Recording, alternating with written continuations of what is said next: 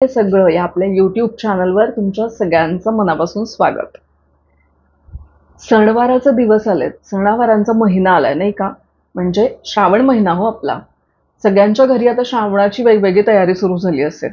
कुणाकुणाच्या घरी उपवास वगैरे असतील, कुणाच्या घरी मंगळागौरींची तयारी असेल, नागपंचमी असेल, नवीन नवरी पंचमीला घरी वगैरे येणार असेल, असे बरेच काही ना काहीतरी प्रत्येकाच्या घरामध्ये प्रोग्रामची नियोजनं सुरू झालेली असतील. तर त्यानिमित्ताने मी असा विचार केला, की आत्ताच्या काळामध्ये मुंबई सारख्या शहरात किंवा पुण्यातही काही प्रमाणात बघितलं तर म्हणजे जे जे कोणी लोक असे आहेत जे स्वतःचं आपल्या घराचं सेटअप, आपली लोक, नातेवाईक या सगळ्यांपासून बऱ्यापैकी लांब येऊन वेगळ्या शहरामध्ये राहतात, त्या लोकांना अशा प्रकारच्या सणवारांची काही खूप मजा येत नाही. आणि ज्यांना आपल्याला ऑफिशियली सुट्ट्या मिळत नाहीत, असे सण सोडून छोटे छोटे सण खरं तर लक्षातही राहत नाहीत. उदाहरणार्थ नागपंचमी असेल किंवा मग ऋषी पंचमी वगैरे असेल, याला कुठल्या आल्या तो सुट्ट्या? तसं काही नसतं. त्याच्यामुळं ते काही सेलिब्रेट केलं जात नाही. पण सण सेलिब्रेट केले तर आपल्याला किती फायदे होऊ शकतात तुम्हाला माहिती आहे का? मी काही 2-4 मुद्दे मांडणार आहे बरं का. तुम्हाला पटले तर तुम्ही मला नक्की सांगा की हो हे करेक्ट आहे. किंवा मग नाही पटले तर मग तुमची मतं तुम्ही कमेंट सेक्शनमध्ये सांगू शकता मला. पहिली गोष्ट मला असं वाटतं, की आपले जे काही सगळे सणवार असतात ना, ते आपल्या निसर्गाच्या चक्राच्या हिशोबाने म्हणजे त्याच्या भोवती फिरणारे असे सणवार असतात. त्याच्यामुळं आपल्याला त्या काळामध्ये निसर्गाचा आनंद घेता येतो. जसं की मंगळागौर असेल, तर मंगळागौरीसाठी म्हणून आपण बाहेर पडतो. 16 प्रकारची पत्री-बित्री आपल्याला हवी असतात पूजांच्या तयारीसाठी किंवा गणपतीसाठी सुद्धा पावसाळ्यामध्ये भरपूर झाडं, फुलं छान अशी डवरलेली असतात. त्याच्यामुळं आपल्याला त्या प्रकारच्या पत्री घेऊन हरताळकेची पूजा करायची असते, गणपतीची पूजा करायची असते, मंगळागौरीची पूजा करायची असते. तर ते सगळं आपल्याला मिळू शकतं. नवरात्रामध्ये म्हणजे जसं-जसं सीझन चेंज होतील, तसं-तसं आपण आपल्या आहारामध्ये बदल करतो किंवा मग आपल्या वावरण्यामध्ये पण बदल करतो. काही वेळेला इनडोअर कार्यक्रम केले जातात, लोकांना घरी बोलवून हळदी-कुंकवासारखे किंवा मग जेव्हा आपण निसर्गात फिरायची गरज आहे, तेव्हा वटपौर्णिमेसारख्या सणाला आपण बाहेर जाऊन पूजा करतो. अशा पद्धतीच्या ॲक्टिव्हिटी पण आपल्याला निसर्गाच्या चक्राप्रमाणे निसर्गाचा आनंद घेता येईल, असं सगळं हे सणावारांचं सुद्धा एक चक्र असतं, असं मला तरी वाटतं बरं का. तुमचं काय मत आहे ह्याच्याबद्दल ते मला नक्की सांगा. दुसरा महत्त्वाचा मुद्दा म्हणजे बघा, जेव्हा एखाद्याच्या घरी लग्न कार्य वगैरे असतं, तर त्याच्या घरी तर खूप उत्साह असतो. खूप लोकं वगैरे एकत्र येतात, जमतात, भरपूर मोठ्या प्रमाणामध्ये एन्जॉय करत असतात लोकं. पण लग्न, मुंजीसारखे कार्यक्रम किंवा मग वास्तुशांतीसारखे कार्यक्रम हे प्रत्येकाच्या आयुष्यात, प्रत्येकाच्या आपल्या आपल्या घरामध्ये 2 किंवा 3 होत असतील. म्हणजे एखाद दुसऱ्या मुलाची, दीराची किंवा नणंदेची वगैरे लग्न किंवा मग मुंज वगैरे आणि एखाद दुसरी वास्तुशांत. मग हे आपले आपले सण, आपल्या आपल्या गोष्टी सेलिब्रेट आपण करतो. त्याच्या पलीकडेही जाऊन आपल्याला दर थोड्या-थोड्या दिवसांनी सेलिब्रेशन करायचा एक चांगला चान्स या सगळ्या सणवारांमुळे मिळतो. आणि त्यातही हा फायद्याचा कसा आहे माहिती आहे? जेव्हा आपण दुसऱ्यांच्या घरी काहीतरी सेलिब्रेट करायला जातो, म्हणजे समोर अशी वास्तुशांत आहे, लग्न आहे किंवा मग पार्टी आहे, तर मग आपण त्यांच्यासाठी गिफ्ट्स घेऊन जातो, आहेर करतो. पण सणावाराला एकमेकांच्या घरी जायला आपल्याला असं काहीही घेऊन जायची गरज नसते. आता तुम्ही हसाल, तुम्ही म्हणाल हा काय मुद्दा झाला का सणवार सेलिब्रेशनचा? पण खरंच विचार करा ना तुम्ही, त्याचं सुद्धा किती बर्डन असतं, की अरे ह्यांच्या घरात 4 माणसं आहेत, मग आता यांना काय प्रकारची गिफ्ट्स घ्यायची आहेत, काय बजेट आपल्याला ठेवायचं आहे, यांना हे दिलं तर आवडेल का? ते दिलं तर आवडेल का? असा काहीच मुद्दा सणावारांच्या मध्ये नसतो. म्हणजे जर आपण एखाद्याच्या घरी दिवाळीला गेलो, गणपतीला गेलो, तर आपण गणपती बाप्पासाठी आपल्याला जो छान वाटेल तो आपण नैवेद्य घेऊन जाऊ शकतो आणि तो त्या घरातली लोकं आणि इतरही लोकं प्रसाद म्हणूनच खाणार असतात. त्याच्यामुळं तो किती किमतीचा आहे, तो घरी बनवलाय, तो विकत आणलाय, प्रत्येकाच्या आपापल्या सोयीनुसार. त्यात कुणी जज करत बसत नाही. त्यामुळं सणवार ही तसं पाहिलं तर कुठल्याही प्रकारचे जजमेंट्स बाजूला ठेवून आणि एकमेकांवरती कुठलंही बर्डन न आणता सेलिब्रेट करता येण्यासारखे असे दिवस असतात, असं मला वाटतं. तुम्हाला काय वाटतं सांगा? शिवाय कसं असतं ना, की या निमित्ताने का असेना पण आपण एकत्र येतो. पूर्वी जसं आपलं आयुष्य होतं, की आपण काही इतका विचार नाही करायचो ना एकमेकांच्या घरी जाण्यासाठी. आपण लहान असताना किंवा तुमच्या काही जणांच्या तरुणपणात पटकन असे नातेवाईक वगैरे यायचे, की आम्ही आलो 2 दिवस राहायला. त्याच्यासाठी काही आधी फोन करा, परमिशन घ्या वगैरे असं काही नसायचं ना. पण आता तसं नाही राहिलंय. आता आपल्याला समोरच्याची पण वेळ बघावी लागते. समोरच्याची इच्छा आहे का आपल्याला बोलवायची? का त्याच्याकडच्या 4 ऑप्शन्समध्ये आपण बसतोय, नाही बसतोय किंवा आपण त्यांच्या प्रायोरिटीजमध्ये कुठं बसतो, हे सुद्धा समजून घ्यावं लागतं. पण अशा दिवसांमध्ये शक्यतो तुम्ही छोटासा प्लॅन करून तुमच्या सगळ्या मित्रमंडळींच्या, नातेवाईकांच्या घरी एक पटकन छोटीशी व्हिजिट करू शकता आणि सगळ्यांनाच भेटू शकता. कारण प्रत्येकच जण दुसऱ्यांच्या घरी या दिवसांमध्ये जातच असतो. आता गावाकडे बघितलं तर वेगळं असतं हं.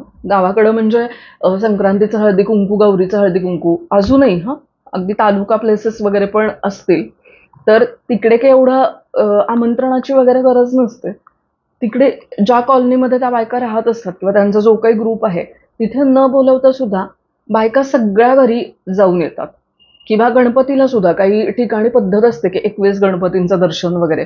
लहान मुलं पण मी पण इव्हन मी लहान असताना माझ्या मैत्रिणी किंवा माझ्या जी काही वाड्यातली मुलं-मुली होती, तर आम्ही सगळेजण असं 21 गणपतीचं दर्शन घ्यायला आसपासच्या 21 घरांमध्ये जायचो.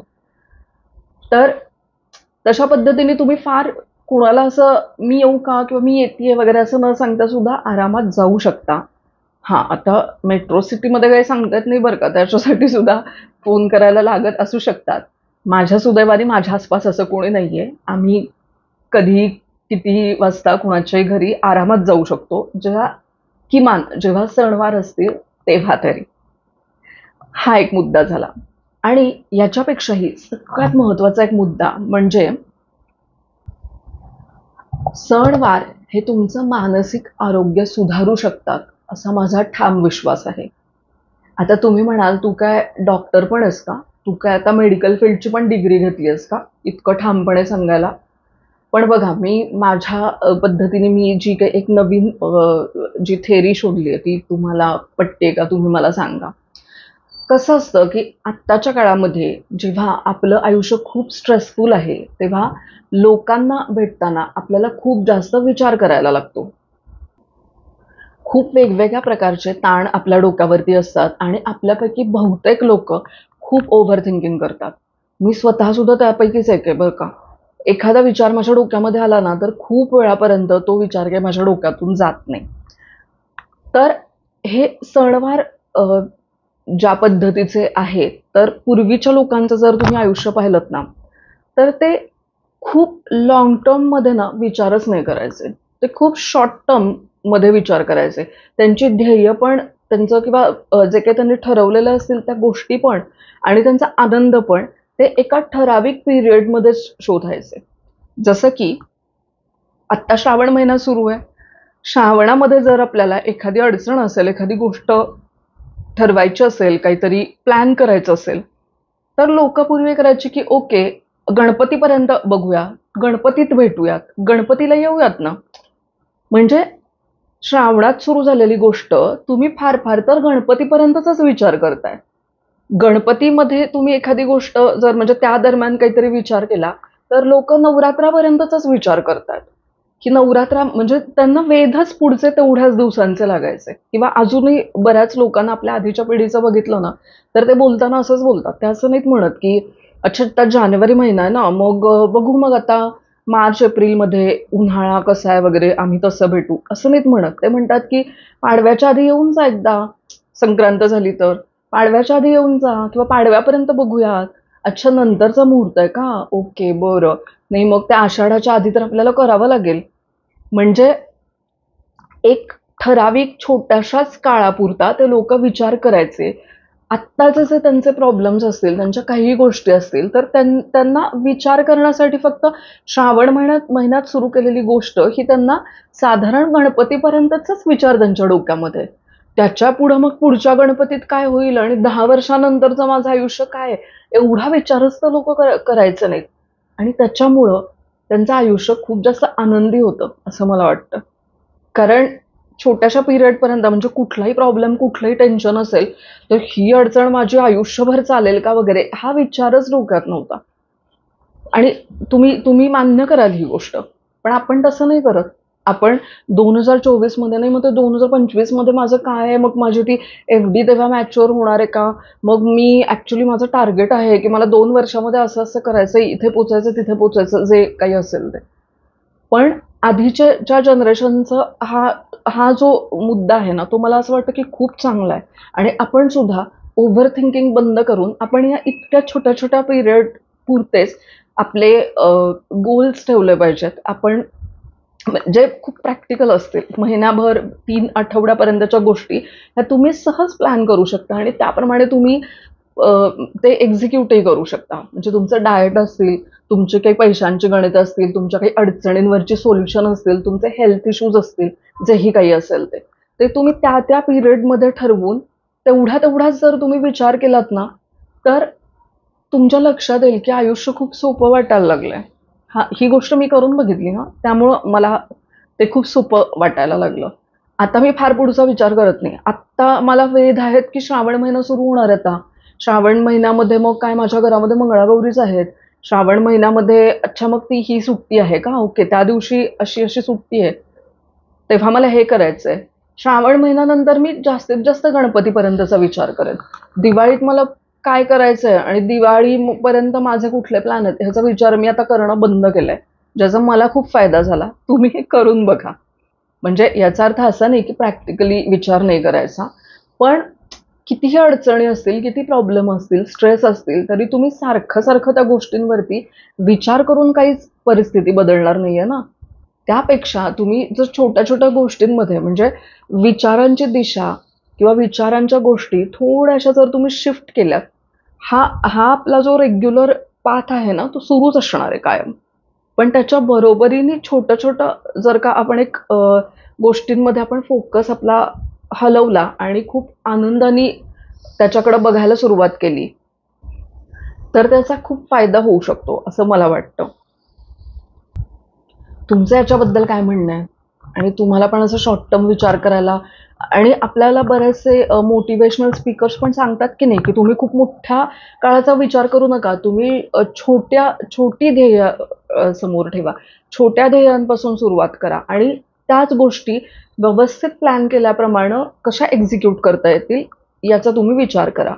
मग हेच चक्र तुम्ही आपल्या सणावारांसोबत जर जोडून बघितलं, म्हणजे आपल्या या शेड्यूल बरोबर जर जोडून बघितलं, तर तुम्हाला तुमचं एक आनंदाचे शेड्यूल बसेल असं मला वाटतं.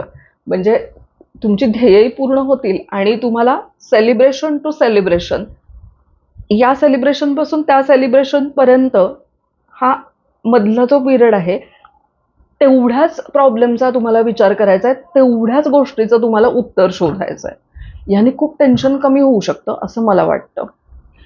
याशिवाय हे जे काही सणवार असतात, इथं जे काही खाण्यापिण्याची चंगळ असते ना, मज्जा. म्हणजे तुमच्या जत्रा असू देत किंवा मग दिवाळीतला फराळ असेल, संक्रांतीच्या गुळाच्या पोळ्या असतील, श्रावणात परत पुरणपोळी वगैरे असेल, गुढीपाडव्याला काय श्रीखंड असेल, मग राखी पौर्णिमेला नारळी भात असेल, मज्जा.